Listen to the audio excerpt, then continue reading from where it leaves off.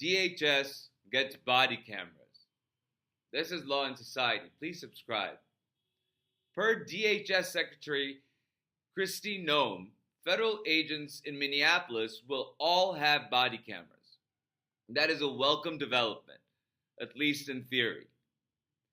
I hope these federal agents remember to turn their cameras on when they're on duty. And I hope they don't go around killing civilians when they are off duty, like it happened with Keith Porter in Los Angeles.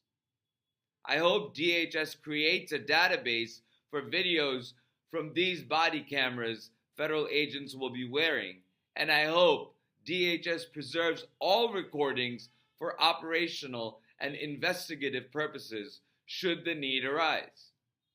I also hope these body cams are not used to identify and track protesters like DHS has been openly saying and doing.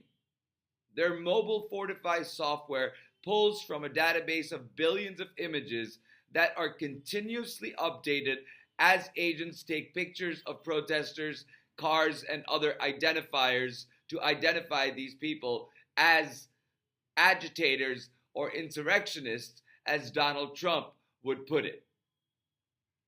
I don't know this for a fact, but I believe federal agents turned aggressive and eventually murdered Alex Preddy in a matter of seconds because they had his altercation with DHS agents on a previous occasion in their database. This helped them identify Alex as a repeat protester almost immediately. This equipped them with the immediate discretion to use force against Alex, even though Alex was not, in this instance, even directly interacting with the agents. He was recording the agents on his phone, and even after being pepper sprayed, as shown through various witness cameras all around, Alex was targeted by DHS agents who had pegged Alex as, in the words of Donald Trump, an agitator and an insurrectionist. Neither Donald Trump's words nor DHS's surveillance capacity makes Alex an agitator or an insurrectionist. If anything, it makes Alex a marked target for federal retribution. Body cameras worn by law enforcement is a good thing unless the government turns that footage into a surveillance tool. This development is good if DHS preserves all recordings instead of erasing any information that could be used as evidence to prosecute federal agents who violate some laws in the name of enforcing others. This is, on the other hand, yet another way for Trump's regime to surveil and compile information about citizens without their consent.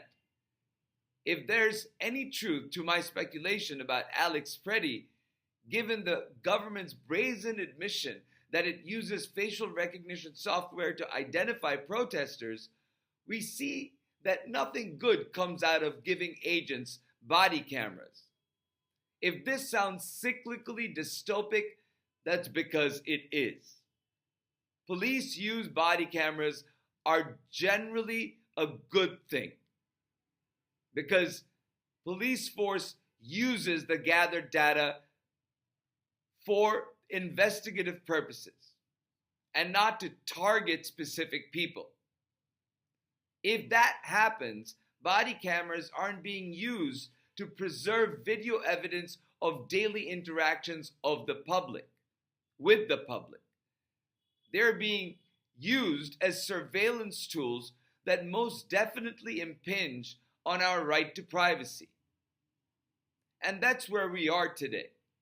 The very tools our government uses to protect, defend, and keep the peace are now being used to target civilians who dare to exercise their free speech and peaceful protest rights. So while I'm happy that DHS agents will be wearing body cameras now, I sure hope the information gathered is not used to stop and target people the regime thinks are threats to its police state agenda. And I hope all the information is preserved even when agents act illegally and unconstitutionally on camera. Because whether they are wearing their body cams or not, people are recording from every perspective. And it is coming out, is not meshing with the government's perspective or the regime's perspective of what is happening on the ground. With that said, thank you so much. I will talk to you soon.